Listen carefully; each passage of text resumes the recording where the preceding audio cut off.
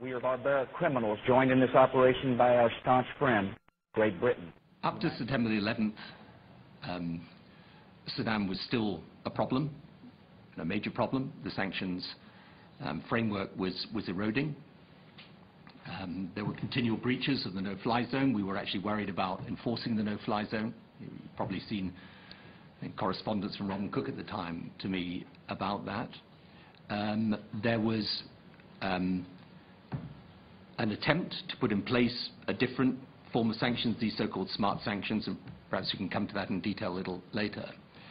And, of course, the very first military action I'd taken was with President Clinton back in 1998 against Saddam. And we'll come back to that later, yeah. too. And that's actually a very important moment as well. But, however, I think I would fairly describe our policy up to September the 11th as doing our best, hoping for the best, but with a different calculus of risk assessment. In other words, up to September the 11th, we thought it was a risk, but we thought it was worth trying to contain it. The crucial thing after September the 11th is that the calculus of risk changed. I'll come on to that in just a minute. But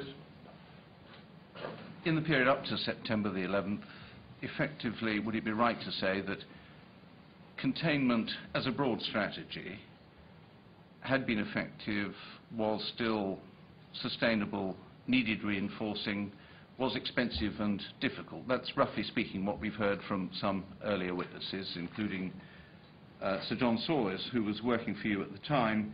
He said, I think it was working, but the costs of it were quite high and there were risks to the various elements of our policy that we wanted to reduce. Would that be a fair summary?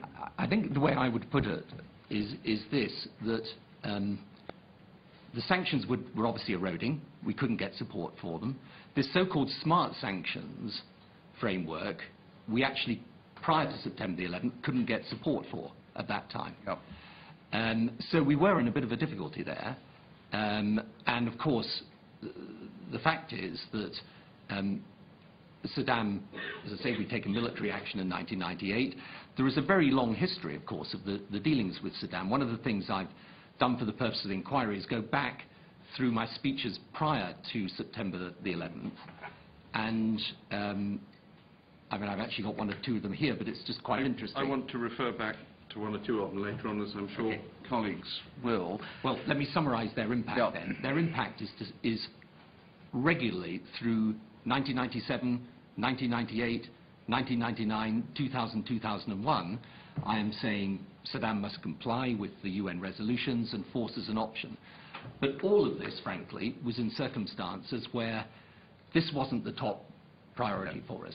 And I remember at the very first meeting that we had, myself and President Bush, in February 2001, just after he had come to power as President of the United States. We dealt with Iraq with Colin Powell, but it was very much in the context of trying to get a different sanction. It's not about justice, it's not about agenda, it's not about mobilizing people, it's about dialing for corporate dollars. These two parties have sold the U.S. government and the American people to the highest bidders.